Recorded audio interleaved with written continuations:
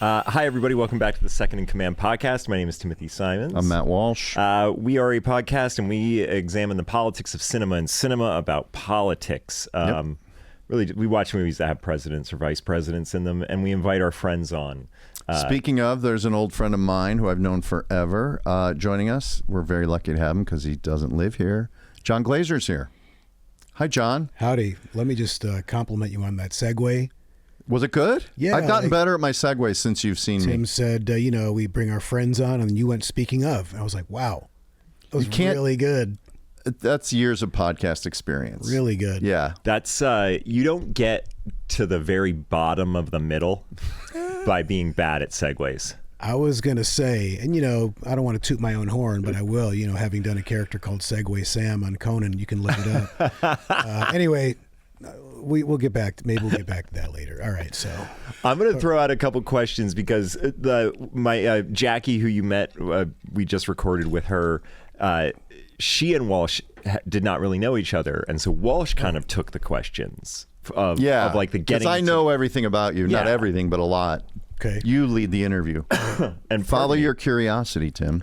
This is my curiosity. We have met only a couple times. Yeah. Really. Oh. I ran into you one time. You were like having breakfast with your family over by the High Line. Do you remember this? In New York? In New York. I was out there I think I was out there like doing press or something, and I was staying at whatever that hotel is right by the High Line. And weirdly, like God, the day I hate not remembering, but why am I drawing a blank? This is probably minimum 12 years ago, 10 years ago. But it was weird. It was one of those weird things where just the day before, somebody had been saying, "Oh, I played on a softball team with John Glaser."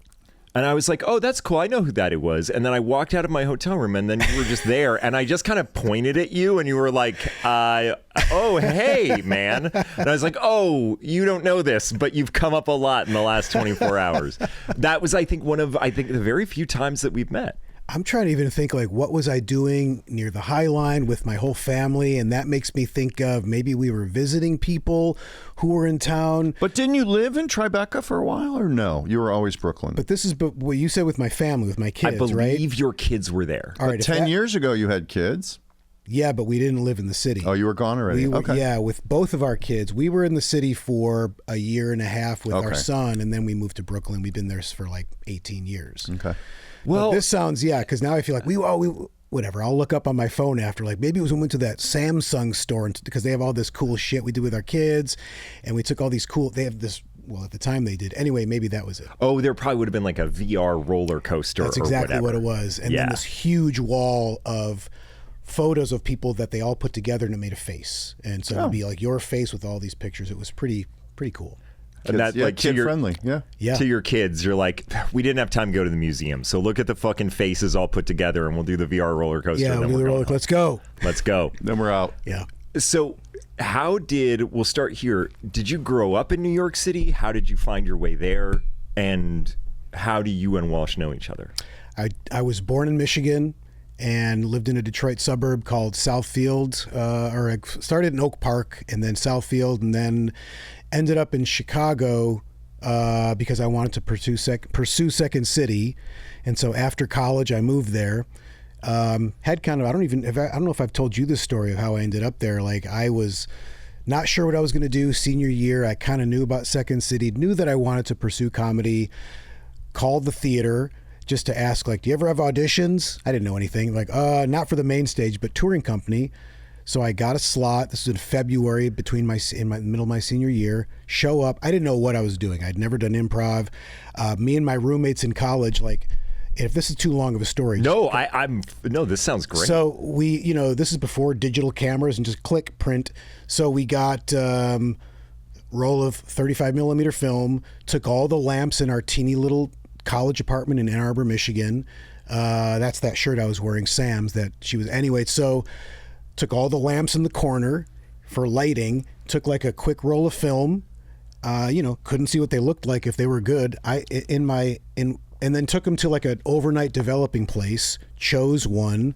That was my headshot, made a resume that I only had like 3 things from like high school and college. I did a sketch show and I put like bullet points on each one to make it a longer looking resume to fill the page. Mm-hmm.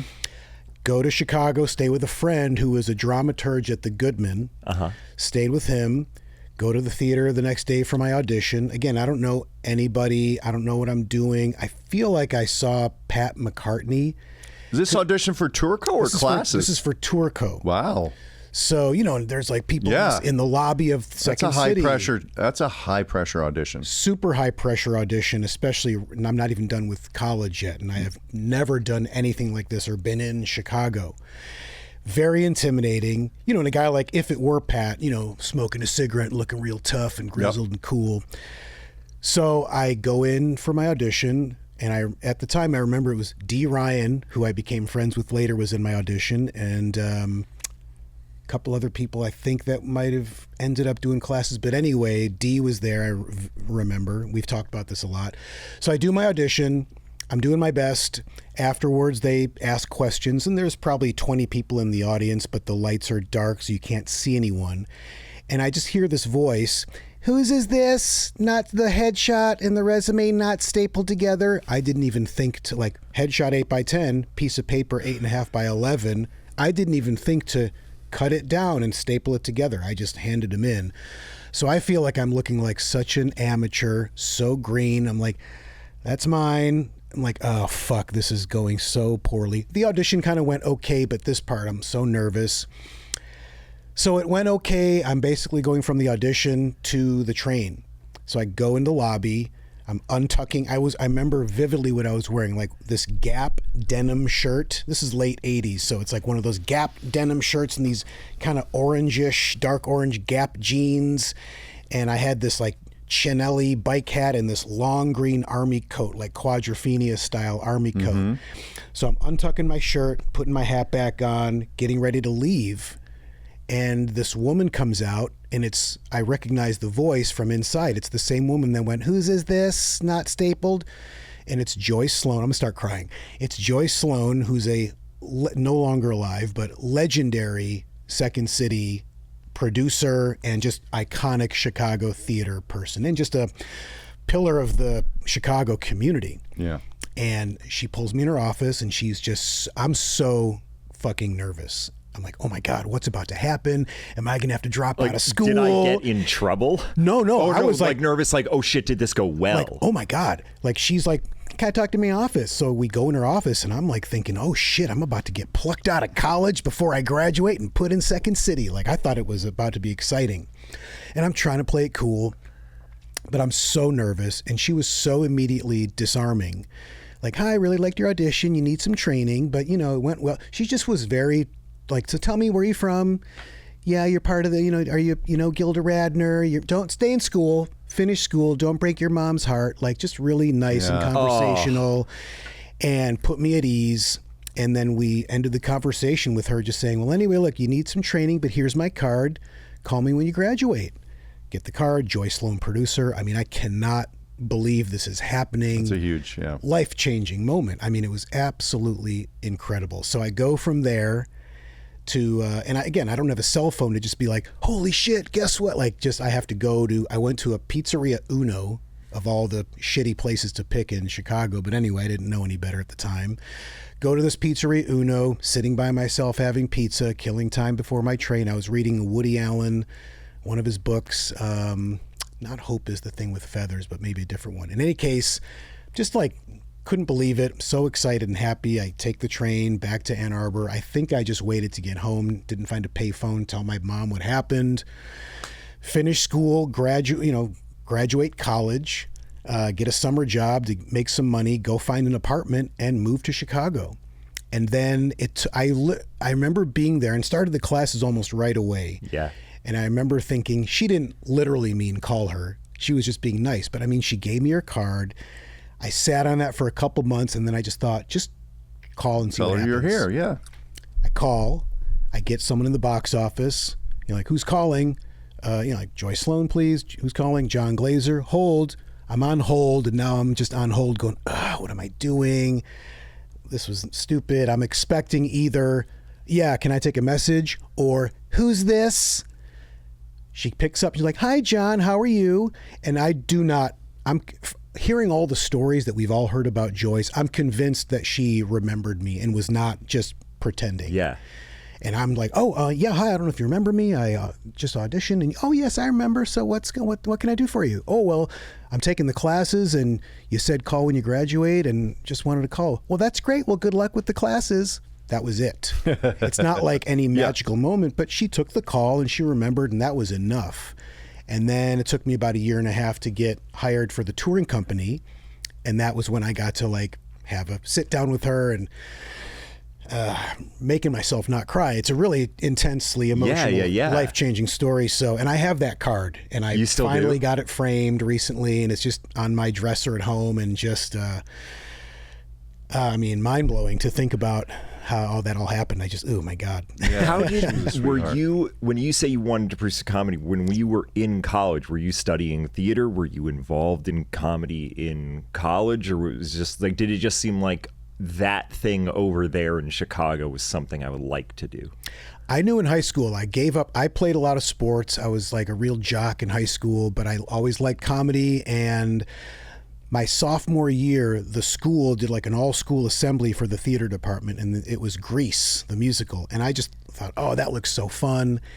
The following year, I quit baseball to try out for a play, and I got it, and I just had such a good time. And it was one of those like, oh, like I hate when people say these are my people, but that's like I felt like, oh, these are my people. These people are cool. This is really fun. And so I kept playing soccer, but every spring I would do a play and was trying to just do theater. And so for the last 2 years in high school, did that.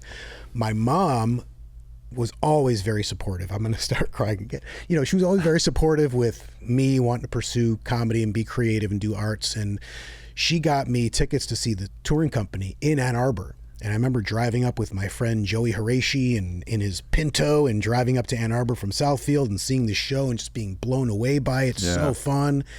And so that's when I started thinking about Second City. And so in college, I didn't want to get a theater major. Just I felt like I should have a practical degree just in case. But I took a lot of acting classes that I really loved. Had a couple great instructors and like a movement class and voice class, and that was extremely fun. And then there was also a sketch show at school separate from the theater department. And so I did that almost every year I was there, and made some great friends to this day. And was Blyden in your era, Mike Blyden, or younger? He was a year or two below me. I directed one of the shows that my senior year, I think I directed, and Blyden was in one or two of those shows, and that's where I met Mike. And to get back to meeting Walsh, like I have a vivid memory of seeing you for the first time. I'm always amazed at the people. Like I have a vivid memory of the first time I saw Brian Stack at Improv Institute. Wow. Because I got to Chicago and I was just like, grab the reader. Where's improv? Where can I go see shows? Where can I take classes besides Second City? That's how I ended up at Improv Olympic. Never did classes at Annoyance, but heard about it and saw shows. And then I remember going with friends to see a show. It was this like, you were a baseball team maybe? Yeah.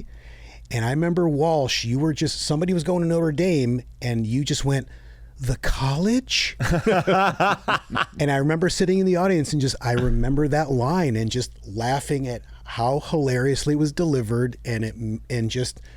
So that's when I first saw you, but I can't remember when we started like. I would guess when I got hired for touring company, you were already in the building. I don't know if you were on a stage yet, but I feel like that. And then I also feel like there was like pickup football and pickup like frisbee or things happening in the improv scene. And then you did Improv Olympic, right? I was doing Improv Olympic. I started taking classes there almost immediately. And maybe the Armando show too. You were probably doing that. Did the Armando show. So we probably populated some of those shows together. I would, and maybe even from Improv Olympic days. I mean, just that was. But my memory of you is I feel like we played some stupid pickup football game that Dave Sheridan put together right at the Lincoln Park, close to Second City. And I remember softball. Maybe that was more a Second City though. Like there was the 16-inch Chicago style. Yeah. No, it wasn't a league. It was just like I was there for a day and then we hung out, and then you always had a bike and you'd always have your bike leggings on and stuff. So because you had like, they're called tights, not leggings. Tights, but they were like horizontal stripes. They were like candy cane. Oh yeah. I think. Yeah, you had a very severe look. Yeah. I loved having. I like accessorizing with my bike look. You like accessories? I like a knee warmer that doesn't go all the way like a kind of cuts right here. Yeah. I feel like I've told this story. Walsh has heard me tell this story before. And well, before I tell it, what part of Chicago did you live in? The first year I was there 4.5 years. The year one was Lincoln Park, and then I moved out to Roscoe Village once I started discovering like where the neighborhoods are and the cooler neighborhoods and less expensive neighborhoods. And Roscoe Village at the time, I think it's Undiscovered, pretty yeah. gentrified at this point, but it was still pretty, quiet and not sketchy, but undiscovered is a great word for it. But near, Is Roscoe Village like over like Damon and Belmont? it's exactly where it is. Okay. I live, and if I took the bus, it was Belmont and Damon. Okay. And then I think it was the Sheffield or Roscoe stop on the Brown line. I don't know if it was a Roscoe stop, but it was a few blocks north of Damon was the train stop I would take to Sedgwick for Second City. I know Roscoe Village pretty well because I had an ex-girlfriend that lived north on Damon off of Belmont. And there was, I don't know if it would have been there, but there was like that brunch place that was like led by a cult leader. And everybody was in like the robes and they would be like playing the videotapes of the guy giving the sermons. It was like an Indian cult guru, but the fucking brunches, like the breakfast was incredible. Wow. So you didn't really know what you were giving your money to. Wow, I It don't seemed even know if peaceful but shady, but the breakfast was really good. Anyway, maybe it wasn't. Well, maybe it was. I'm trying to think. It doesn't sound familiar. Maybe I either didn't know about it or wasn't there yet. Yeah. God, that's hilarious. I knew a guy who was a bike messenger in Chicago, and he was a younger guy. Are you a Chicago person? I didn't grow up there. I moved there after college, and I got there in end of 2002. So did you also do like improv Olympic Never places? did. I took the one class at Second City, but wanted to do like indie theater, like storefronty stuff. That's what I moved out. What was the one near Red Orchid? Was that like Mike Shannon's? Yeah, that was Mike Shannon's place. What's the guy's name? Mark. Oh man, and Guy Van Swearingen. Guy Van Swearingen. Yeah, he was good friends with Holney. Yes. I remember. And they would seeing go a to the couple- last act. Those guys, very little of the Chicago theater scene interacted with the improv scene. Yeah. But those guys, Shannon and Guy, they would go to the last act or the Ale House. Ale House. And those were the few actors I met were part of that world. Man, I saw a couple really incredible plays there. Yeah. Holy Yeah. shit. Red Orchid So sort of good. always did incredible shit. Yeah. There was this bike messenger, and he was a younger guy, and he would tell me about like one of like the old head bike messengers, and dude wore shorts year round as a bike messenger. But what he would do is he got like a big tub of Vaseline, and he would cover his legs in Vaseline for insulation. And at the end of the day, he would peel off the Vaseline and put it back in the jug. To save money on Vaseline. That's gnarly. I want to see video of that. That sounds. I don't think I could. Well, I don't want to say That's disgusting. never. But that is wild. There's a lot of skin cells. Like when There's a lot of skin cells in that petroleum. Let it get soft. Oh my god. You're basically squeegeeing it off your leg. But that's like almost like the anti-accessorizing. Like what is the anti-accessorizing, aka mental illness. Yeah. No judgments, but that sounds crazy. No, I think he was. But also, like, that's also pretty extreme. You're like, all right, slumming it, yeah. But also, it's like, all right, well, if I can do that and not be wasteful, as far as, but I'd rather put on, like, I just like the look of, like, I got this, then I got this. Like, I do like how... Two levels of shorts and then the stockings. The short, the thermal knee warmer, which covers, then I got this. I can always put this on. Yeah. I feel like that is also a job. Like my friend would tell me all the time. He's like, yeah, we get paid like $1 to do a run. Like I don't think bike messengers made like a lot of money. I remember years ago reading some story about this guy that was like an exclusive like bike messenger that carved out his own thing for himself, and he made good money. But I think it's just, you have to be that resourceful. There's a guy that I met through my gear show. We did a cycling episode, and part of it was I'm going to be a bike messenger and write a bike messenger movie. It was really stupid, but met this real guy named Squid. Oh, what the fuck is his real name? And he's really cool, and he's like a major bike messenger that has a company and has like a fleet of messengers that work for him, and he is a really super cool, I mean, like got a crazy pink mohawk, tons of tattoos, real Queens guy, great dude. And it was cool to like meet him and talk to him. And then when I would just like be biking into the city to commute, just seeing him around. Hey man, it was really funny. But how did you survive in Chicago before you were hired? Like how were you waiting tables? I got a job at Tucci Benucci. Oh yeah, which was it was in the Michigan, not the Hancock, the across the street, the Water Tower, the Bloomingdale's building. Yeah. So it was one of these like let us entertain you, do you know that? Oh, like, yeah. chain. Yeah, absolutely. And it was great. There was actually a lot of, I think, annoyance maybe people or people that knew annoyance, people that worked there. Such a cool Like staff. Ben Zook or somebody like that was I think down there. he did work there. Yeah. And I became friends like this guy named Bob Wood. I was a host. I was not even a waiter. So I was at the host desk, and me and Bob, and there's a couple other people, but Bob and I, he was super funny, Bob. Yeah. And then my manager, this guy named Danny McGowan, who I'm still friendly with, like we text. I saw him when I went to Chicago, and super funny guy, like just such a great guy to work for. And so it was always fun. And so I was there for a year and a half while I was taking classes and going to see shows. And then I got hired, I think a year and a half after moving there. I auditioned a few more times for touring company before I got in. And I remember like Stack and I got hired at the same time. And I remember like going to the lobby to wait to meet Kelly. And I'm sitting on the bench in front of all the photos. And there's Stack, who I had, again, just seen a year or so ago at shows. And it was just, I still can't believe it. Yeah. It's crazy to me. Yeah. And even like sitting here is I remember wild. meeting Jerry Minor in that lobby. Like I've had some famous meetups. Like guys, he came down from Detroit. Mm-hmm. He wasn't a legend, but I'd heard this kid's good or whatever, and I think I was already working. So it is funny, you meet people that you've heard about or seen, and then you're in the lobby of Second City, which, like you said, is a museum to anyone you would aspire to be good. You know, anybody who wants to be good at comedy would look at that wall and go, I can't believe these people were here at one point. Oh my God. Yeah, Even it's to see magic. Stack, and it's just, I hadn't met him yet, and he's got a very, at the imposing figure, super tall, that dark red hair, and then just, oh, hey man. Oh, he's just, the nicest. Just the most self-effacing nice guy, and it was... How long after tour company was it? Like, what prompted the jump to New York? So I, from touring company, got very lucky to understudy Colbert when he was very heavy in a main stage show. So I just did touring for like a year and a half, I think, and then was understudying, and then he left. So I just came into the show, did that run, then understudied a couple more, or one or two more shows, and then I got put on main stage. This is 95.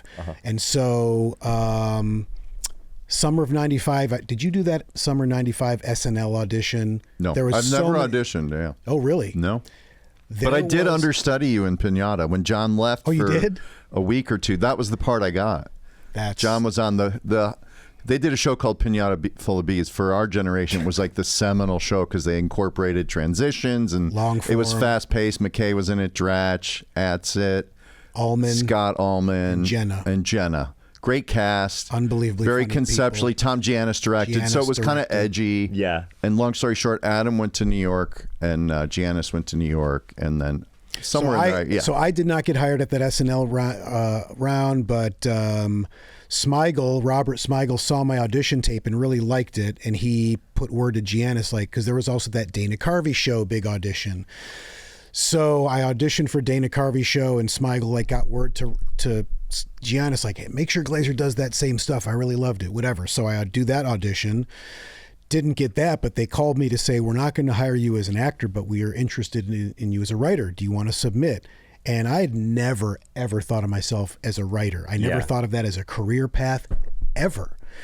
And this just felt like, I can't say no to this. It would be dumb. It seems like it would be stupid. And I'm not like in the practice of writing at this time. So I just went home and sat down and tried to write sketches. And again, I don't know what I'm doing and just doing what I think's funny. And I remember printing stuff and like writing notes and like pictures on stuff because I wanted to put images. And so I submitted a handful of sketches. I remember talking to Joyce about like, she helped me find a lawyer for the help with the process. They flew me out they liked my stuff, flew me out sometime in November. I met with Robert. Louis was the head writer at the time. And then at the time, Dino Stamatopoulos and Mike Stoynoff were writers. They were the only guys hired so far. Maybe Dana wasn't there yet. I don't think he was. But anyway, here's these like big comedy guys, and I'm just flown out to New York to meet them. Short interview, flew back that day.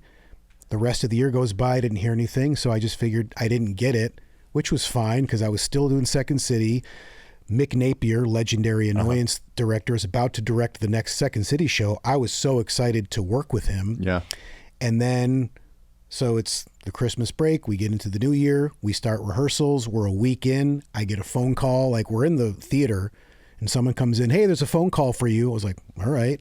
And I get the call that they wanted to hire me and can I be there in a week? No shit. It was fucking wild. So I go back into the theater. I'm like, I just got hired at this job and it was crazy. And I went home and just packed and, you know, just flew out.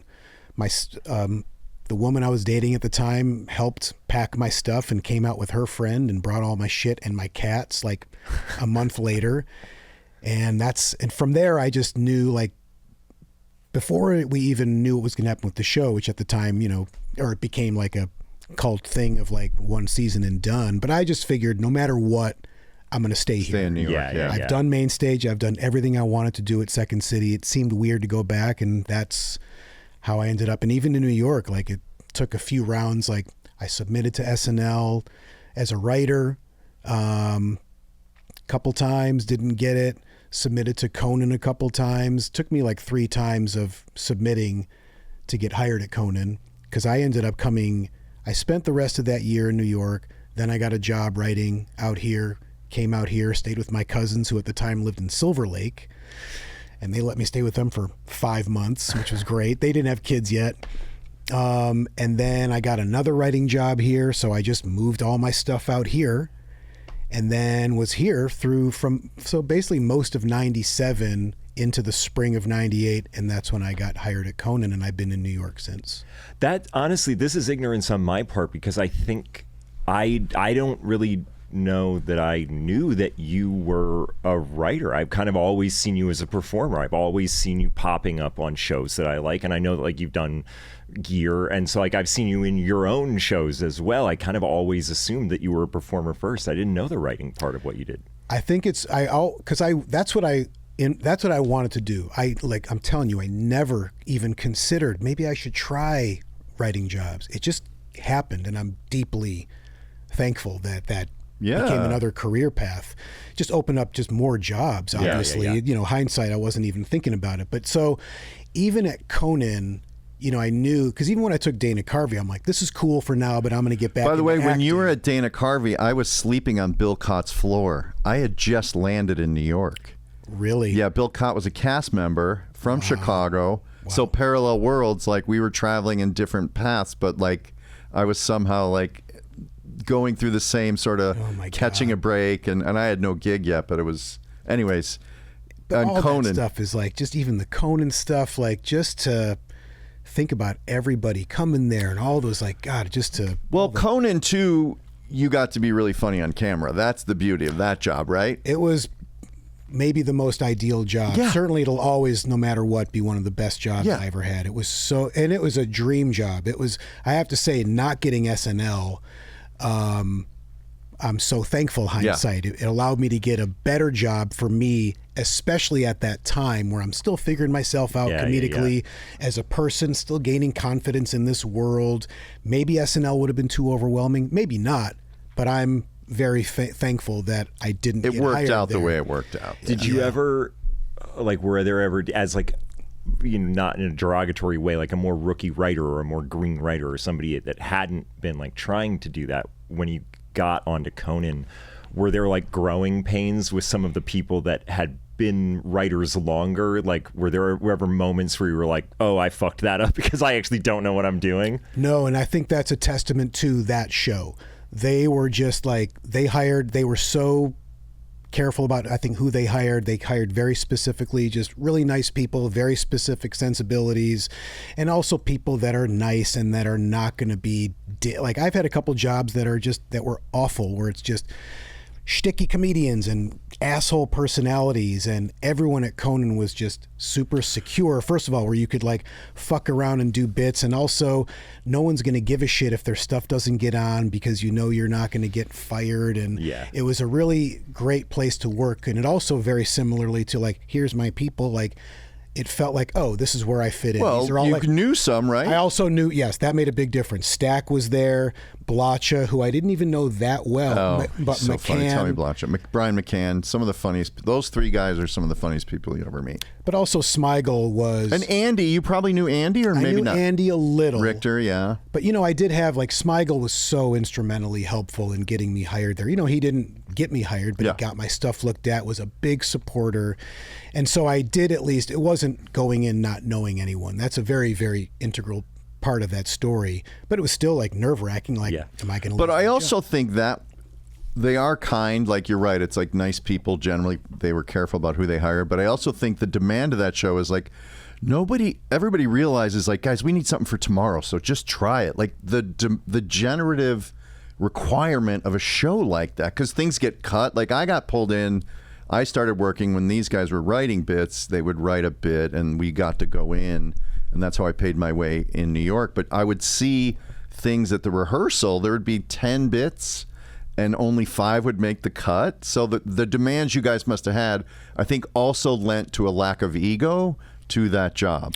Well, there was for sure a lack of ego, I think, across the board for all the writers. Yeah. And it was also a very deeply secure people, and like they're all super funny and they all know it, and they don't need to overcompensate by doing plenty of bits. Don't get me wrong, it was non-fucking stop.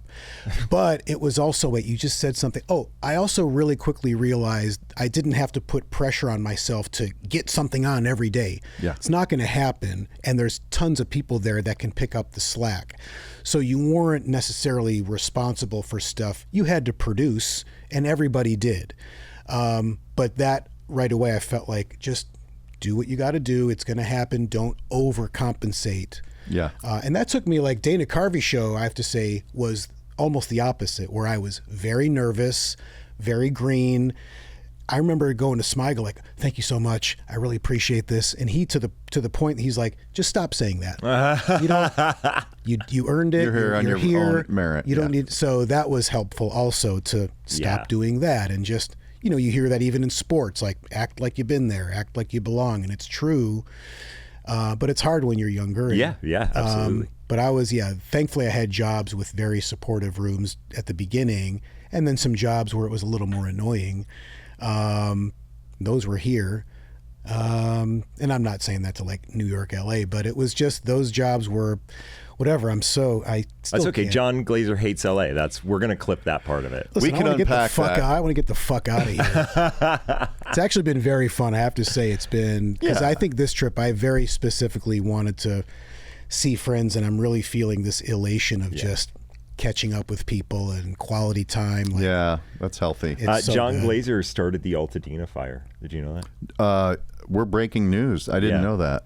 Yeah. Where I was were you? about- I was Where about were to do you? a bit, and January. I don't even want to. It's so terrible. So horrible. Well, the other God thing I damn it. wanted to add is and John would come. You would come down to UCB at some But point. I did start it. Yeah, you did start the fire. You did. But we also bonded and became closer buddies, basically, because we would go out to New Jersey to play golf together. Oh my! nice. You taught me how to play golf. I'm sorry. I'm so sorry because I'm not a good golfer. but it was so much I fun. dragged you up to that one in the Bronx, Mosholu. right? Yeah. Well, there's two, and there's Mosholu, which is like that 9-hole, and it's in such terrible Yeah. condition. But I just loved it. It was such a fun day. Yeah. And then Van Cortlandt Yes, is up there. is the other one. But then we started playing, like, when I was at Conan, I was single and making great money. I bought these, I'm a brand new golfer, bought super nice clubs. I went to a golf school in Doral by myself. Yeah. It was actually really... It's a fun obsession. Whatever. I haven't played in years. I know Yeah. that's my own, like, insecurity about, like, golf is so dumb and whatever. I do love it. I haven't played When you're in playing well, years. it's great. It's But we fun. would always go to Garrison, which was... Garrison is a stunning course right by Gorgeous. West Point on a mountaintop.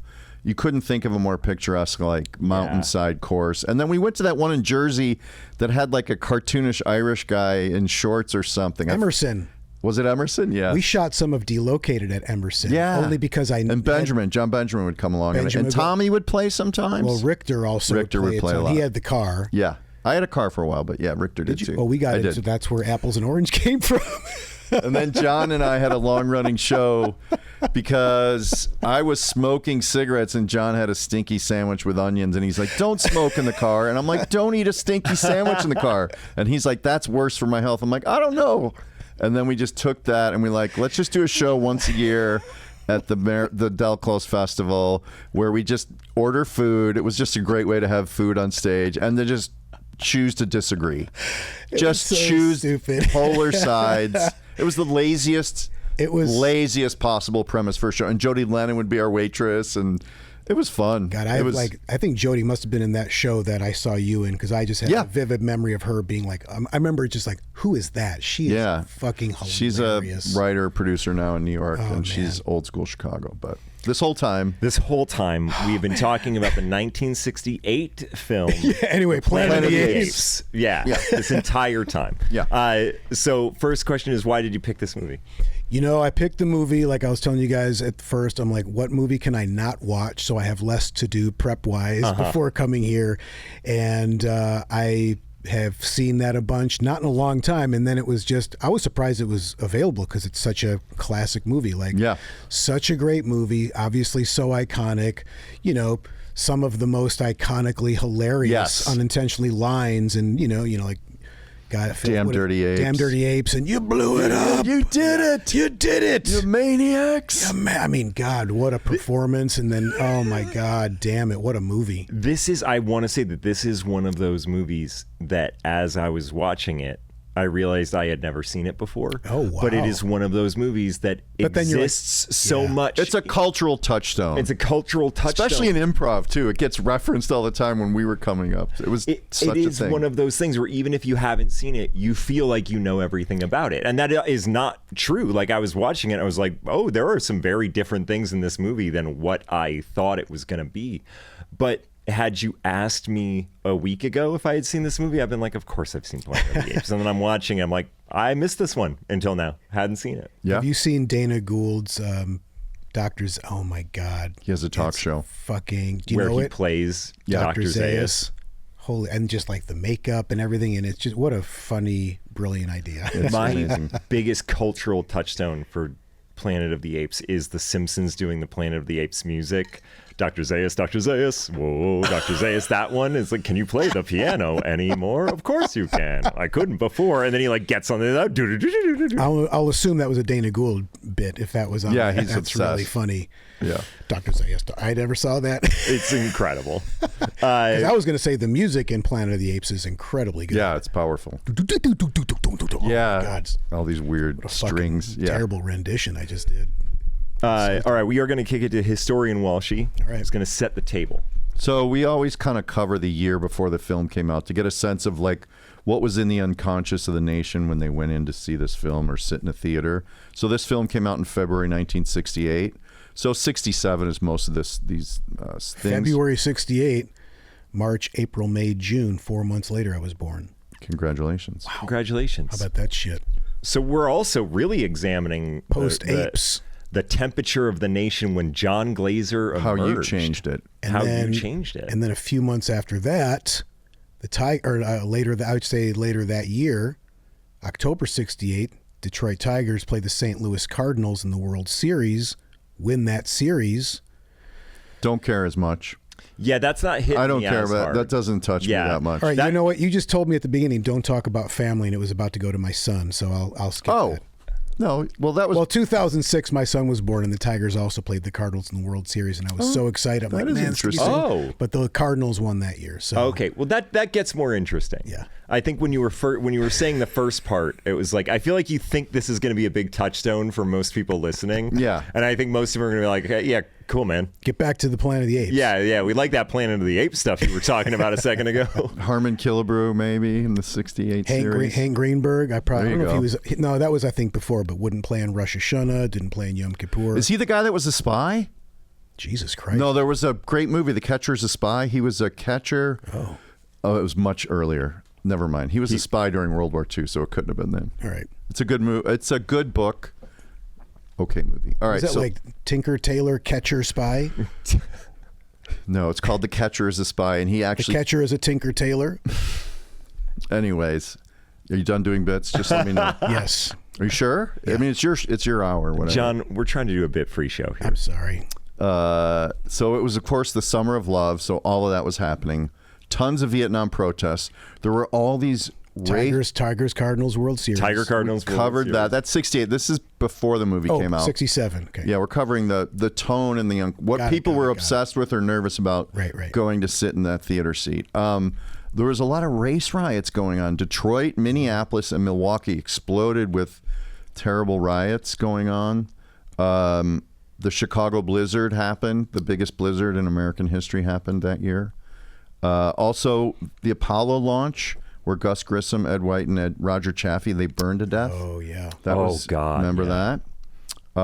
They were still catching Nazis. They got a guy, Franz Stengel in Treblinka, caught him in Brazil like 22 years after the war. Beatles released Sgt. Pepper. That was huge. Thurgood Marshall, first African-American Supreme Court justice.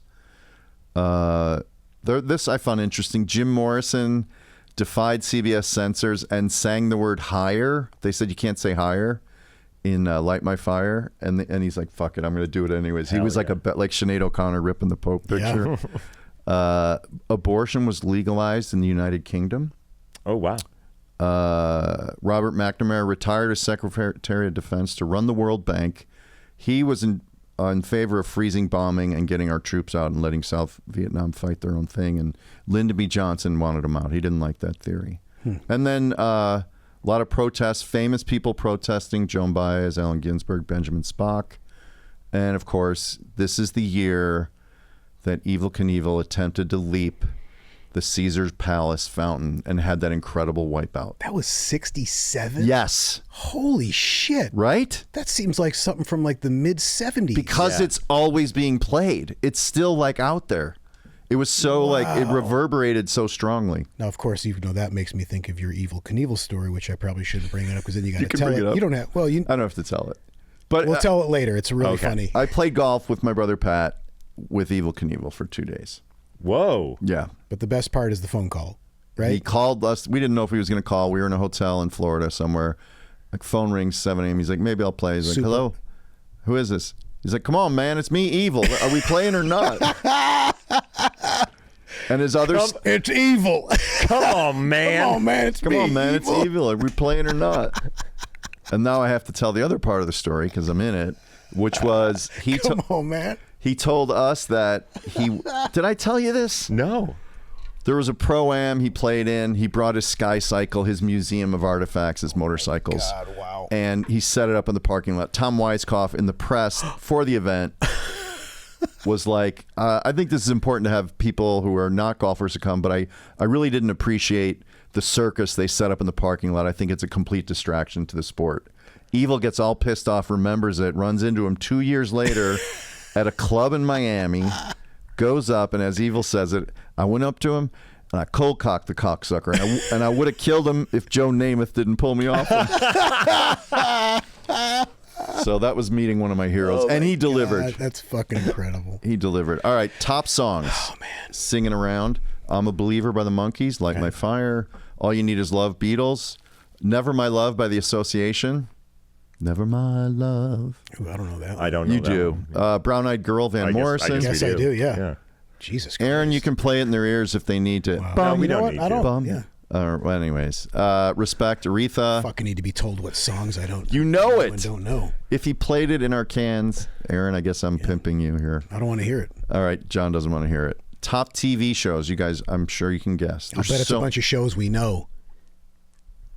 I bet you do. All right, go ahead. I'm sorry. Bonanza, Sure. Yeah, no. Bewitched, Yep. Yeah. Andy Griffith, Sure.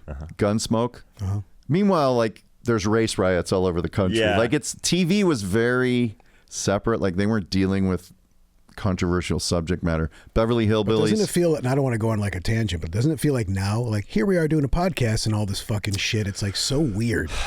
It's a good point. And it feels that's honest- a really good point. But it feels also, I don't know how you guys feel, and again, we don't have to go down this tangent, Yeah. but do you guys, I don't want to say struggling, but I'm having a tough time. Like, what's the balance? Like, do we at least acknowledge it? I think we 'cause acknowledge it. it. It seems weird not to, but at the same time, not belaboring it, because I do think it's important for people to have a break Yes. and not have it brought up every single place you go.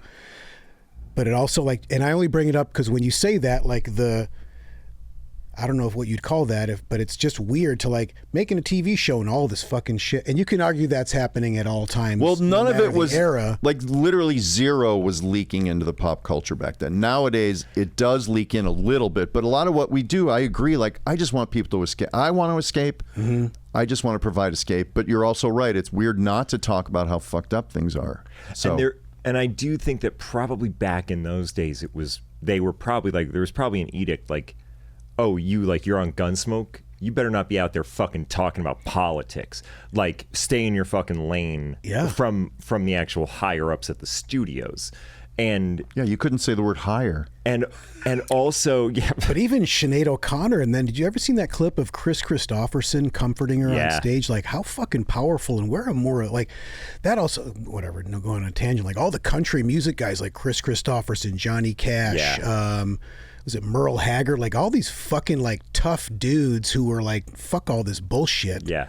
And now like some country guy came out and they're all slamming him. Like, what a bunch he wrote like Jesus an anti, Christ. like, had a line in a song about ICE. Anyway. No, I do think that there is like, I mean, now you see it and like, is this the most delicate way to deal with, but like, even like a procedural cop show, like Law and Order will deal with every once in a while some sort of larger societal problem. And whether or not like that is the end all be all of that conversation, I don't think so. But at least they are bringing that into the world in some way. But I do also agree, like, we don't want to do the thing where you're like, you come in and you tell me that you saw a movie and I'm like, oh, really? You saw a movie? Yeah. I was out there on do you know that ICE is out there right now and you went and saw a movie? It's like, all right, guys, we got to be able to still put one foot in front of the other. Well, even being here, like I ended up going to a premiere party that I didn't even know about until on my flight out. There was a guy that sat next to me that turned out to be a producer on Girls, and he was out here because he produced on Tim Robinson's new show. And I was like, oh, there's a party. And I was able to go, and it still felt weird. I'm like, well, but I also felt like I'm just going to like check out for a couple hours and see friends. And I feel like, and I was talking to Jason Wolner about that later that night. He was there, gave me a ride home, and we were like, what's okay, what's not okay, and just having to allow, like I made some dumb thing later on that I sent him about the Gadsden flag, and I put "Don't tread on my bits," like because I was like, we still want to do bits. Like they dropped me off at I first of all wore a Muscle T Detroit Tigers shirt to the premiere party because who gives a shit what you wear, first of all. But also it was like the Tigers had just won that day. And still, like, sports is a great diversion, even though it feels weird. But it was genuinely fun to just wear this dumb shirt because Tim is also from Detroit. Yeah, you're not going to get any flack from Robinson. Yeah. No, it was great. And it was actually still fun to, like, okay, this is still fun and it's okay and it's great to see my friends. And let's just, it's not that we don't care, but it has to be okay to still keep doing bits. And, like, so whatever. I sent Wolner, like, don't tread. Yeah, anyway. I like Don't Tread on My Bits. Don't tread on my bits. I was working on a job during the pandemic, like pre-vaccine pandemic, like in that fall. And but wait, go ahead. But also, like, even like as something as stupid as "Don't Tread on My Bits," it ties into all the everything with fucking comedy right now. Yeah. Like you have to be able to just do like the whole thing with Kimmel and like. Anyway, sorry, go ahead. Yeah, that. I remember there was like an exposure. Turns out somebody had COVID. They were like going in like, okay, where were you standing? Okay, were you within 6 feet? Because that means that you have to go quarantine, all that stuff. And we ended up on a Zoom, like the cast ended up on a Zoom with a doctor who was going to like run us through things to look out for, what you should do, what are you worried about, if you have any questions. They were just making sure everybody felt okay. And somebody like, director, one of the writers, one of the more well-known cast members brought up, like, it feels like sort of silly to be asking these questions to a doctor, acting like this is a huge deal. And she was like, honestly, guys, like, yeah, like what we're dealing with right now as doctors fucking sucks. But at the end of the day, we don't want to go home and think about COVID. Like we go home and are watching movies and television shows. And so whether or not you think this is important, it is important to us to, at the end of the day, be able to just leave it behind for a minute. And that's not to like really big up what we do. It is just like everybody needs some sort of release. Everybody needs to be able to tune out for a minute. Can I tell a quick, well, maybe not, I'll try to keep it quick. That reminds me of when I was at Conan. Maybe you met this guy. There was an actor we used. He was a firefighter that like blew out his knee, had to retire from firefighting, got into acting. But he was like a real New York guy, big thick mustache. He owned a cop uniform. And so if you wanted to play a cop, you had to have a uniform. So we used this guy, not a good actor, but that was the charm. Like he was just like, hey, you got to come with me, you. And we just started using him all the time. He became a friend of Chris Edwards, maybe. So he became a friend of the show because we used him constantly. 9/11 happens. He's a retired firefighter, but he's down there every day at Ground Zero helping go through the rubble. We went back on the air, I think, a week after 9/11, and I was personally very conflicted. I'm like, what's the fucking rush? Like, to get back on to do this dumb show right now. So I was having a tough time a little bit. I understand, but it was still weird, and even going into a big building felt weird for me. Yeah. In any case, several weeks later, it's probably now, we've been on the air a few weeks. Now these guys are going to all these firefighter funerals. What's the church near 30 Rock? St. Patrick's Cathedral? Yeah, St. Pat's. So there's a bunch of these firefighter funerals at that church. And Chris and a friend of one of his firefighter buddies went to one of these funerals. Chris calls the show and says, hey, can we stop by after? Like, of course. He comes by and the whole staff, like everybody that works on the show, meets in this giant conference room. And he just says, and this is along the lines of what you were saying about this doctor. So Chris and this guy come up, they're in their formal attire for these funerals. And he says, we just wanted to come by and tell you guys in person that we're so glad you're on the air, that you came back on, because you cannot imagine the fucking horrors down there. We're down there 24 hours in shifts.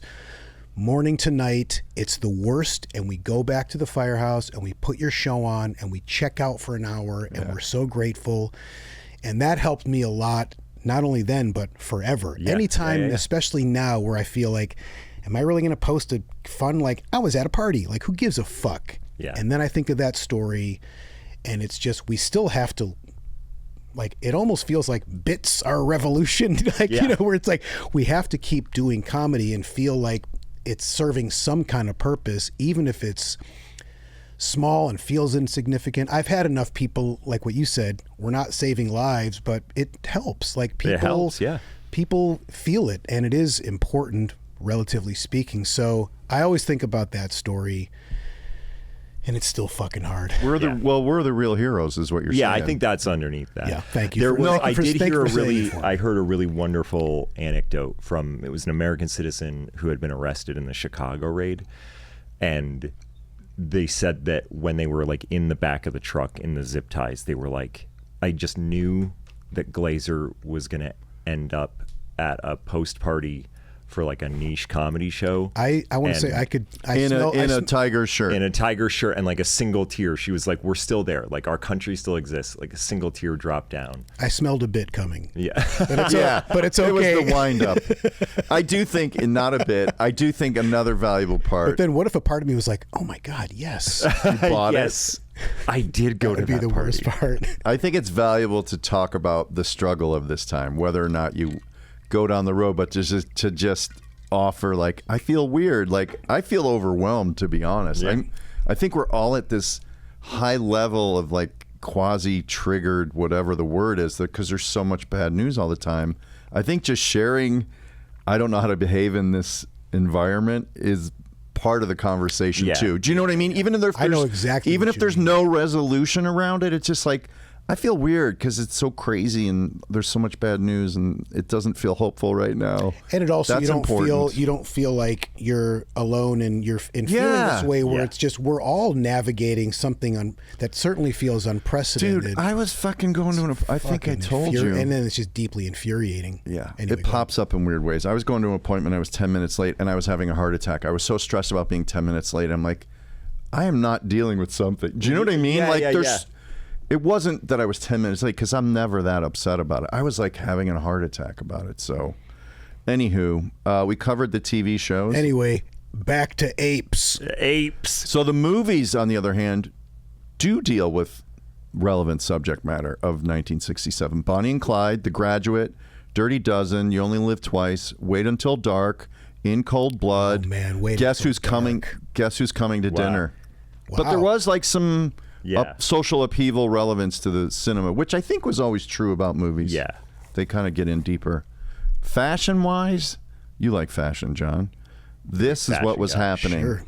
It was the shift to the bohemian, psychedelic, black power aesthetic. So those movements were bleeding into fashion. Tie-dye paisley, flowy silhouettes, vintage dresses, go-go boots, beads, and big afros. Flared pants for men, velvet jackets, and turtleneck sweaters and cardigans were happening for the dudes. Consumer products are a great way to understand the nation. These are the things that were launched in the year leading up to the Apes release. It's all going to be like toaster waffles that give you cancer. You know what I mean? Like that's Saccharin. Yeah. Yeah. Yeah, thalidomide. No. The Big Mac. Wow. kind of a toaster waffle that gives you cancer. Obesity equals diabetes too. Yep. Slurpees. Oh man. Doritos. Oh my God. Christ. Crazy, right? Let's go out for a great meal after this. Just fucking Big Mac and a Slurpee. And Doritos on the side. Nacho cheese. Ho-hos. Oh my God. God. They were holy feeding us shit. everything we needed. Wow. On the healthier side, Fresca came out that year. Yeah, okay. 28 tablespoons of sugar on the healthier side. Fresca. The one I loved was Close-Up toothpaste. Do you remember that? Yes, it I was like do. for people who want to kiss, basically. Oh my God. That's something that like that I feel like there's an age divide between us and you. Where Close Up, you looked a little confused, and I knew exactly what you're talking about. Although you know Close I Up, think I am. for I'm a people that little want bit- to kiss. That's like that was the Madison Avenue spin. It's like, I know how to do this. I am a couple years younger than you guys, but not by much. Right. So you know Close Up. I Close knew Up. about Close Up, but I don't know that I really understood what kissing was in the way that maybe you guys did. Yeah. You know what I mean? Probably wasn't actively looking for one, but I understood that kissing was something that older people did. You know what? Does that make sense? You didn't need the toothpaste yet. You weren't needing it. No, I was. You still, had no aspirations. I was Just the probably whole still on that concept. like 3-color one, Aquafresh or whatever. I feel like Aquafresh came after Close Up. Would be Was my it? guess.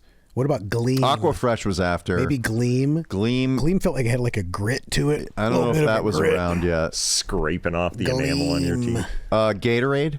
Cool. Wow, that also seems like something that would have come later. Yeah. I had like a Gatorade in a can recently, like Wow. classic. I Oh. just don't want to brag, but Let's get away from anyway. And this one is for you, Tim. There was something invented called the Brown Box, which was the prototype for the first video game.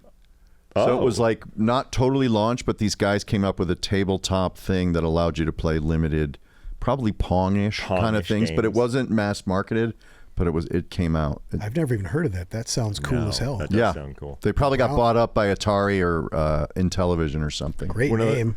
Yeah, Brown, Brown because it was, box. guess what? It was a brown box.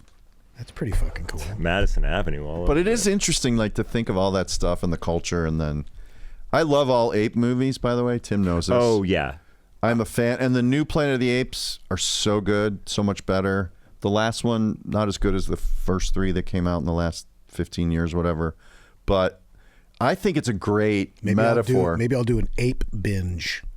Oh my God, the new ones. Have you done them all? No, you have it. They're legitimately really excellent. good. really. They're Yeah. excellent. I highly recommend them. But it's such a great metaphor for like human society. Like, Oh, yeah. it's just it's a great way into like exploring what's wrong with us. I mean, even like the movie of the topic here. I mean, it is a great film, Planet of the Apes. It's so good. I was actually kind of surprised, and I think that's one of the things that like there's like the joke As that cheesy as it can be, of as course. cheesy as it can be, But I still love it. Yeah. But, like the fact that a lot of it is like centered around a sham trial. Yes. In which like the people who are fighting for the rights of these people are going to be like excommunicated and labeled as heretics just for defending them. It is like, I was like, oh, I had no idea that we were going to be there. But it's also arresting imagery, like apes on horses throwing nets on humans and then dragging them through fields. Like, that's rough stuff. Like, Well, also just the racial undertones. And Of course, not it's even slavery. not even subtle at all. It's Like, just- basically slavery, it's how pretty they fucking captured- incredible. Yeah. It's such a I kept thinking, this was like the joke that I was thinking about as I was going to bed, that like, can you imagine being fucking 16 years old in 1968, Summer of Love. You have just smoked weed for like the shittiest weed imaginable for the first time. Probably watched the Tigers win. Probably watched a really good Tigers win. That's on your So mind. I guess a win, but not the World Series. Maybe but a still, win. it's like you're feeling like our team. We're going all the way this year. You're like you're feeling good. It's feeling good. It's part of your elation. And you go or a Cardinals fan for that matter. Sure, but let's same vibe. Whatever. Okay. Nobody's worried. Nobody was worried about the Cardinals. But also because it's Detroit, like you said, the race riots. Like there's that like St. Louis, whatever. You got the Arch. That's fine. St. Louis had won in '67, so. Oh, they won the year before. Yeah, Bob Aaron's Gibson. A Cardinals fan. Yeah. Sorry about Oh that. shit! Here we 15 go, Aaron. strikeouts in a World Series game. Lou Brock was Lou Brock on that team. Yep. I had Lou Brock tennis shoes in 3rd grade. Nice. Because I was a speedster like Lou Brock. Yeah, he was a space stealer. So 2 you're all-time. sitting in Bob that Gibson was theater. a You mutt. walk out talking with your friends. You're high as fuck, and you're like, "Who are the real animals?" You know what I mean? Like, imagine how fucking hard this thing hit in 1968. Yeah. When you're seeing that in the middle of all this, That's in heady. this really fucking.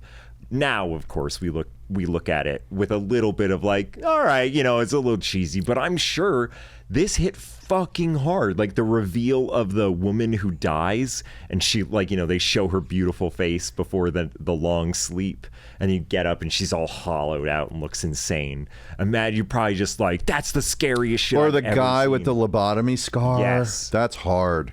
Yeah. That's like bone-chillingly weird. Like, oh man, that's rough. Yeah. But yeah, they spend a lot of time in the trial, and they spend a lot of time discussing how this guy wants to ignore science when they go to the actual archaeological dig, and they talk about and they find the baby that goes mama, and that's proof that these humans that existed before you were intelligent, and he's just wiping it all. It made me think of like the Vatican and Galileo, like throw him in jail. There should be Throw him in jail. There should be a thing where President Trump like is forced, like Clockwork Orange, pry his eyes open and make him watch Planet of the Apes. He would still lose attention. Of course, but he would like- also probably be like, "Yeah, Dr. Zaius is doing really good things, and I like what he's about." Thanks for keeping my eyes open for it. He'd just be like staring at Nova the whole time. That woman that didn't talk, she basically, was yeah. hot. The one that didn't talk, she was hot. You know, he'd be like, "Seems like a really good wife." Took me a second to realize you were doing Trump. I was like, that's an interesting interjection. Oh, you're doing Trump. Oh yeah. I was extending the bit. Yeah. I also like, as much as we can say it's aged, I really liked that first shot of him in the spaceship.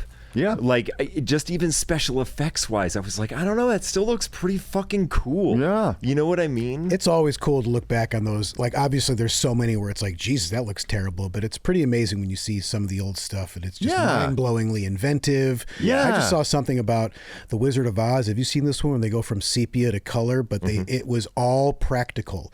They did something with the lighting, so when they open the door, like it's all the same. They just manipulated it to make it look that way, and it's a pretty genius idea. Oh, wow. I can't remember exactly. I'm not explaining it properly, but look it up. It's But no, really like cool. they weren't able to do that. They weren't able to like color correct it or fade it from one to the other in post. They had to do it practically. Like, it's incredible that they're able to do that. And I still think, I mean, that ending is so fucking cool. Yeah. I don't want to, obviously, spoilers, spoil but, you it. know, it's just, and I think also, we can spoil the 1968 all right, film, The fair Planet enough. of the Apes. But also, there's the amount of silence at the end. I think it just goes off on just that quiet. You hear the water. Yeah, the water. Up. It's Yeah. so fucking good. It's impactful ending. It is all, and I love talking about practical, like their aesthetic, like their village, those adobe things with the weird windows. Like they don't have the same windows, and their living structures aren't quite the same, but they're civilized. Like that's a genius. Whoever the art director was, that's a really cool world. And there were toys, right? I remember Planet of the Apes, like you could buy. Oh, yeah. I don't know if it was whatever company, but I remember dolls. Didn't they Yeah. have Like Planet action dolls? Yeah, action figure-ish, figures, yeah. but also the village. Oh wow! I had a Dr. wrong, I Zaius thought. bank. Like you put Put it in the head? Yeah, or the back. I forget where it was, but you could also buy like the weird handcuff that Charlton Heston always had, or the neck thing. Oh, really? No, I'm kidding. I'm kidding. That's too dark. The whole first sequence, and this is like maybe a little bit of a jump, but that whole first sequence, just reminded me that like when you shoot something practically, like that they are out in, you know, slot canyons and out in like the big open desert. It like what I was thinking about was like Christopher Nolan shooting Inception in Iceland when they're on like the ice planet.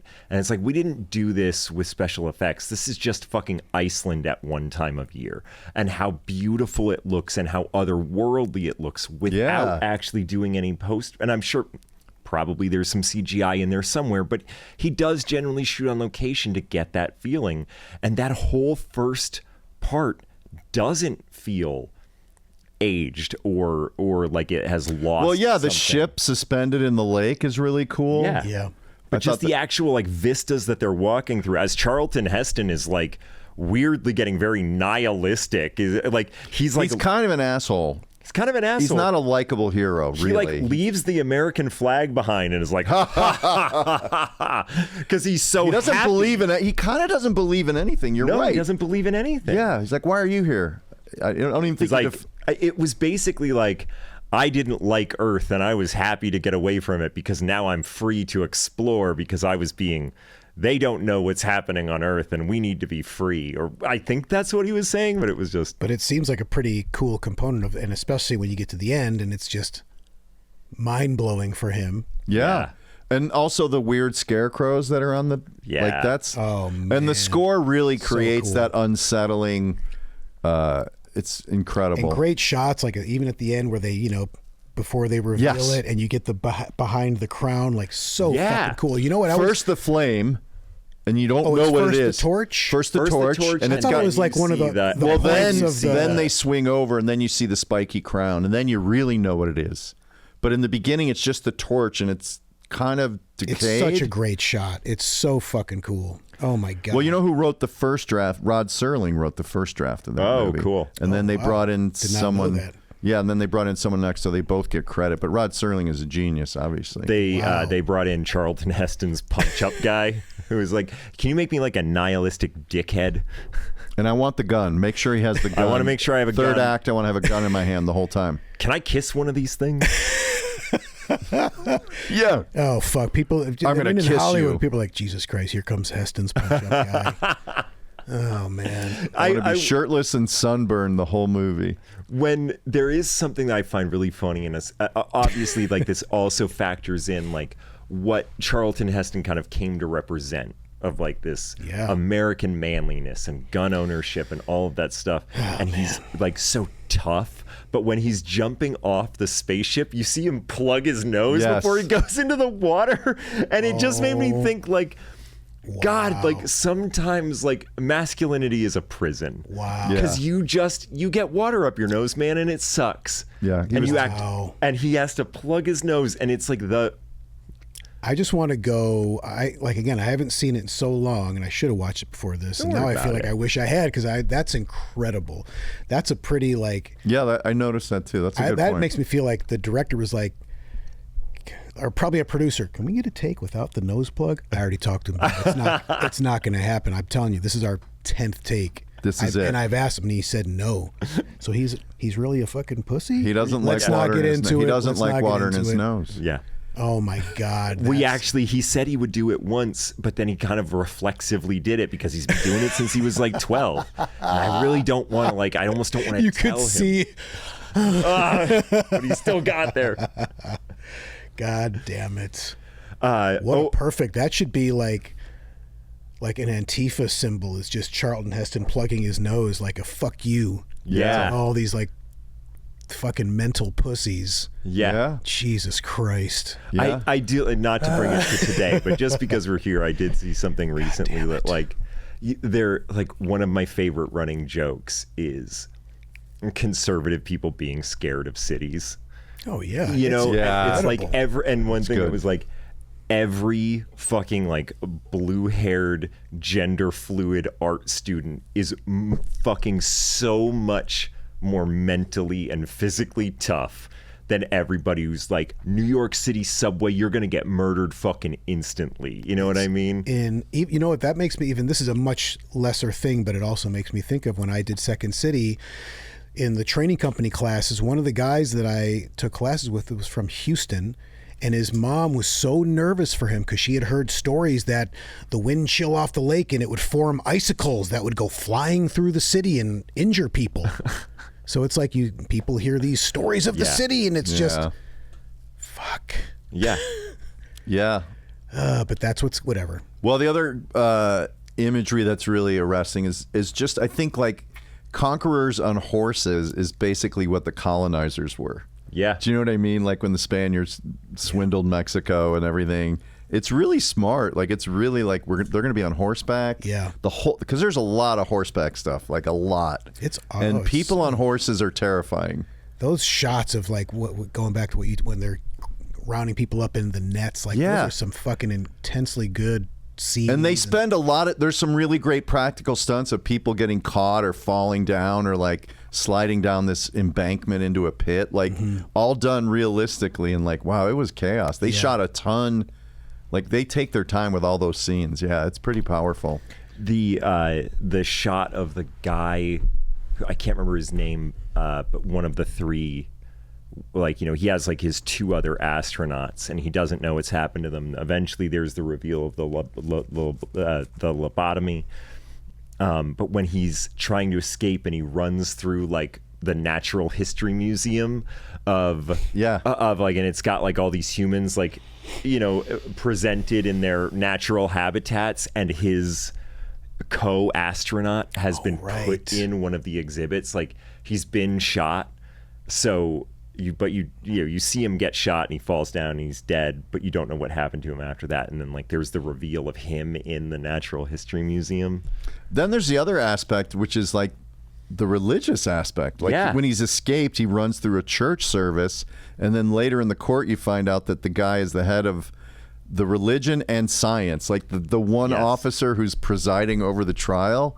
It's pretty good. Like, they really go after some great targets. It's like really a very clear argument for why science and religion should not mix, because when science is saying, well, this is happening, it says, well, that can't happen because that would contradict the sacred texts. Yes. So the science cannot be right. And they quote the sacred texts often in the movie. Like, they have their own ridiculous Bible, which is amazing. Like, it's really well structured. And the only other thing I found out was, like, the guy who wrote the book was a French guy, and his original Thank you. Nice. What else did he write? I don't know, but I just read it within the last couple of years, and that movie is way different. Yeah, if you could look up what else he wrote, because he wrote another amazing book.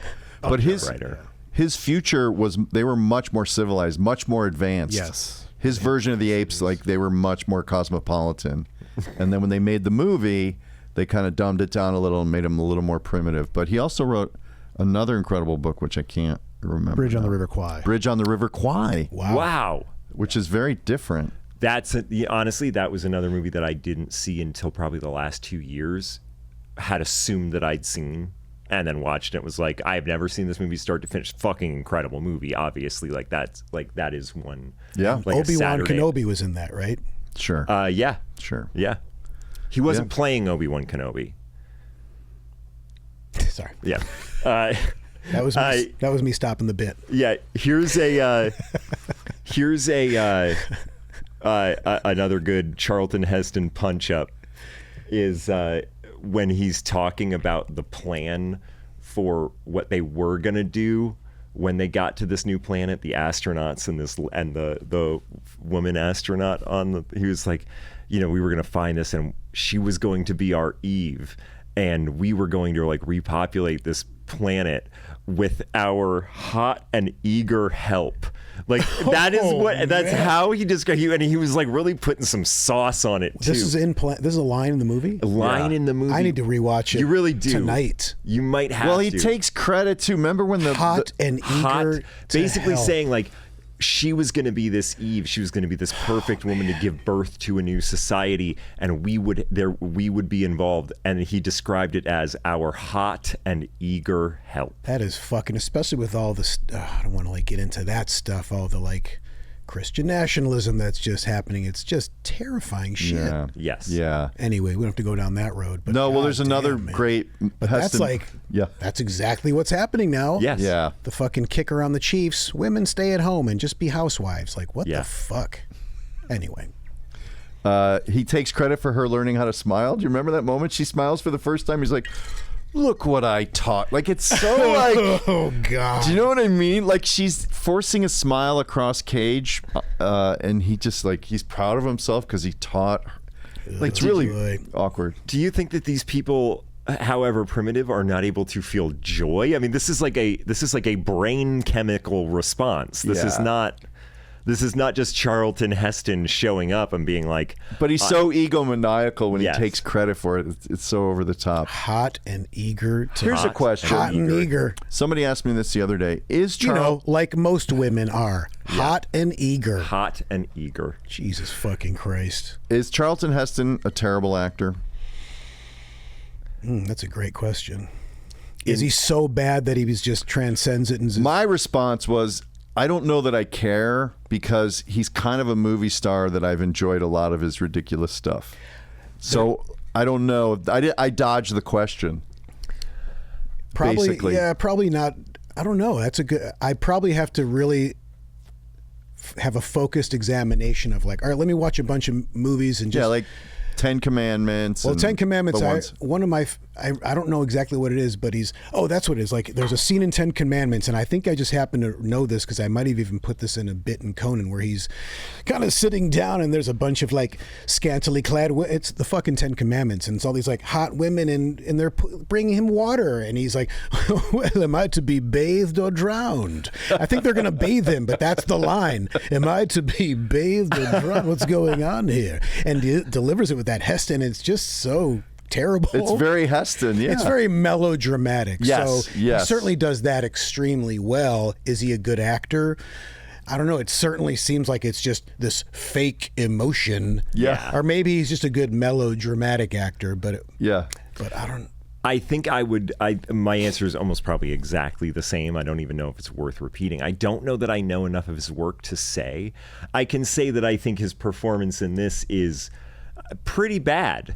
Is pretty bad. Even when he's like doing the "You Maniacs," he's like not even doing it to camera, and he's like digging in the sand in a weird way. Like, but what's weird is he is the thing that we're drawn to in the movie. Like, we quote his ridiculous lines. Yeah. Do you know what I mean? Well, comedically, it's so fun to like. If we were like you were saying, if we were to get that suggestion, give us a movie genre like what our Planet of the Apes, we'd all be so excited to get to do that style of acting because it is maybe that's the answer right there. But in a way, he doesn't.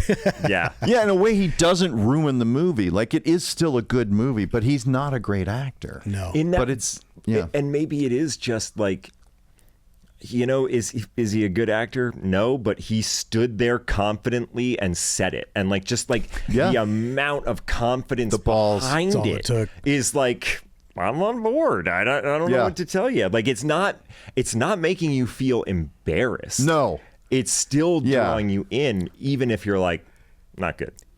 Yeah, I think that's a good way to put it. You're not like, God, this is terrible. Yeah. It's just, well, whatever. It's not, this isn't good, but it's not bad. Yeah. This is really fun to watch, and he's good at doing this type of, tenor, and it's just.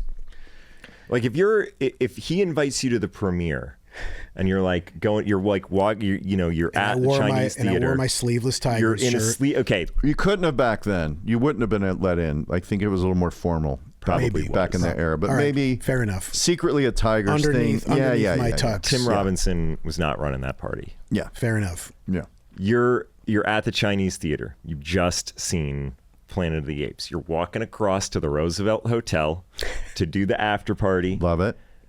You see Charlton Heston, your best friend, who's just in this movie. Wow. I think you have positive things to say to him. You're not like, ugh, man, what do we do? Yeah, I agree. That was great. Yeah, man, that was so cool. Oh, good job. I'm going to get a Coke. Yeah. Yeah, I think, wow, that was, that's a good way to put it. I think you have positive things to say about your excitement surrounding the film. And probably even a couple acting moments, you know what I mean? I really liked. Yeah, you really shined in that one, pick your scene, whatever, Yeah. when you like kind of couldn't talk and it was a real struggle for you to talk. I really felt that. Yeah, when you called that woman hot and eager, that was really good. That's the one note you get. Hot and eager. God, I'm genuinely really excited to go see him plug his nose jumping off. It is. It's funny. I had the incredible. same observation. I'm like, you chicken. You fucking. I was like, come on, man. Everybody, all the other actors jumped in. Yeah. Wow. And by the way, there's other dudes like stuntmen doing flips into really shallow ponds. Like really like whoa, like you see it and like I hope that stunt guy was okay. Yeah. Oh, and getting dragged in nets, and he did some like he was really getting picked up by nets at times. Like he got in the mix. There was one very clear stunt guy shot where it was just completely like one of those ones where it's just like that's a completely different man, and then they like kind of in the wide and they cut to a mid shot and then it's Charlton Heston. Okay. There was one very clear stunt double shot. Super aggressive. Yeah. Do you want to do the We have 2 questions we always ask our folks. First question is I don't remember. Actually, there might not be a president in this movie. Or maybe the leader of I guess we would say the president would be Dr. Zaius. Aaron, help us out. Was the guy that was leading the tribunal the president, or is Dr. Zaius considered the president? Aaron's checking the... Looking it up. I mean... You know what I've also never wondered, is Zaius supposed to be like a Zeus type god thing? Probably. Maybe that sounds obvious or trite, but... James Whitmore from Shawshank Was the guy with the lobotomy. is president of the assembly. So There you go. Sorry. Okay. yeah. But he was, correct me if I'm wrong, he was not playing his character from Shawshank Brooks, in this. Those were not two to my different... knowledge. Okay. So So that guy who's sort of the head of the tribunal in the trial was... So the if you president. lived on the ape planet, I'll give you a little more context. And you're an ape, right? Yeah. Not a human, because we know how it would go. Would you vote for the president in this movie? That's a good question. I want to, again, I got to see the movie again and really refresh myself. That said, my instinct is that there's probably a lot of societal pressure to vote for that ape. I was going to say person. Might be a maybe- single candidate kind of election too. Maybe I deep down didn't want to, but I'm thinking of my family and my ape children. Yeah. My ape wife. You would just call my them ape, children. My ape mistress. You would also just call your wife and your mistress. Yeah, you wouldn't. I just say don't ape think you're wife. fully occupying the world. Yeah, get into the character. Get into the character a little bit. Well, my character, he's eccentric. You don't look into a mirror. You don't look into a mirror and say, "I see an ape." You say, "No, I see me." Do you know what I mean? That's where we need you to be. Okay, got it. Let me So you think the eccentrics in this world, still call themselves they'll call apes. themselves apes? Well, This is they're my ape wife. Yeah, maybe he's having an existential crisis with all this stuff. Oh, Maybe yeah. he's got like, did we come from humans? Did humans come from us? What is going on here? Maybe, I don't know. I can't say it. It's all internal. Yeah. Yeah. I'll just say conflicted. Okay. Fair enough. And then the next question The is next question is this is a segment we call the Shimizu Heat, which is when Walsh and I, before we met, we had... What is Shimizu? Should I know what that? No, you not don't. yet. You're You gonna don't. get the Yeah, you don't know explanation. this information yet. Let's cut that out. John interrupted the setup. Yeah. Let's cut that out. Aaron, make a timestamp note of that.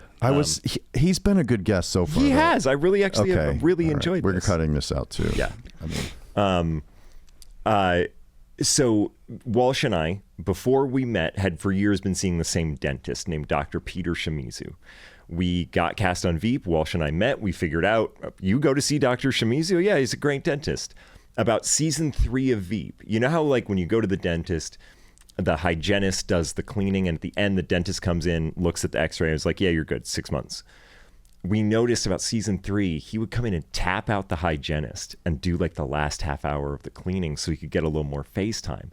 And we figured out, well, she was like, is he doing that for you? And I was like, he is. And while she was like, we've got the Shimizu heat. Like we're on the come up. we're on the rise. We're on the rise. Like the town knows. You know what That's the Shimizu heat. So who do you think in the Planet of the Apes has the Shimizu heat at the time? I love how much John is enjoying this. yeah. because he had no idea what Shimizu meant. He's Yeah. like, should I know? So it's a fair response. Oh man, now I really regret not watching the film again right before this, so I could have picked like a really obscure Yes. Yeah. character. Oh god damn, I don't know enough to say. Oh, Well, it can't man, be that's Charlton so Heston because he's funny. established. You And- kind of want to pick like Roddy. I'm just playing here, but Roddy McDowell's a good candidate because God damn he it. play he's really Zaius? good. No, he doesn't play Zaius. He plays How about this? the Cornelius. other Cornelius. Oh, I really feel like because I haven't seen Or the the movie kid. in so long. I haven't seen the movie in so long. So let me know if this works. I'm going to do this right now. Okay. I'm going to go home later. I'll watch the film. I'll send you a voice memo of the name, and you can dub that over me doing like We have. Yep. Yeah. I that love way that. because I want to give a good answer because that's a great question, and I don't want to. No, and you'll come up with a good nugget. Shimizu Heat. Yeah. Yeah. Are you guys going to write like a? I hate when people say you got to write a screenplay, but Shimizu Heat. Or oh no, this is just enough of. That's so fucking. You guys, do you guys sell like merch for your podcast? I think I'd we wear a should maybe Shimizu start. Heat T-shirt. Oh, that's a good idea. a No, good we've idea. never thought of that. That's a God, good that idea. is so funny. The town's behind us. It I should feel say, like- I got the Shimizu. I Heat." got the Shimizu. You know what's funny is he's going to hear about this, by the way. There's no way he's not. Because somebody in L.A. knows his daughter, who is still a dentist. Yeah. Shimizu Heat. And he went to Northwestern. He would always talk about his time in Chicago. Yeah. So he was a very nice man. Yeah. Really loved it. He retired. Oh. I think he's still with us. Still alive. Yeah, he's still with retired. us. He retired. Shimizu Heat. Yeah. All right, that's it. John, is there anything that you want to plug coming up? Anybody that you want anything you want to direct people to? How can people find what you're up to? Yeah. I mean, you can go to my Instagram. That's all I do with social media is my Instagram page. What is it? What's your name on Insta? It's John Glaser, but there was already a John Glaser taken, so I had to spell it differently. It's like JAHNGLAYZER. If you were to look up my name, it would come up. I have Okay. like it's when I had a giant Jufro. Afro. Yeah. So that's you'll see that pic comes up, and I put stuff on there as far as stuff I'm doing, whether it's shows or whatnot. The only thing coming up is in Brooklyn, but if you live in Brooklyn, you can check out some stuff and come see it. Okay. All right. So if you're in Brooklyn, leave your. I was gonna run out like a bunch of old Brooklyn stereotypes, and then I gave up on I tread on my own bit 2 words into it. Everybody, we've been Second in Command. We are a podcast. We talk about the politics of cinema and cinema about politics. You can find us on Patreon, patreon.com/Second in Command. First episode of every month is free. After that, you got to subscribe. We did a whole Veep rewatch thing during the pandemic, and if you want access to that, got to subscribe if that's what you're into. Peace.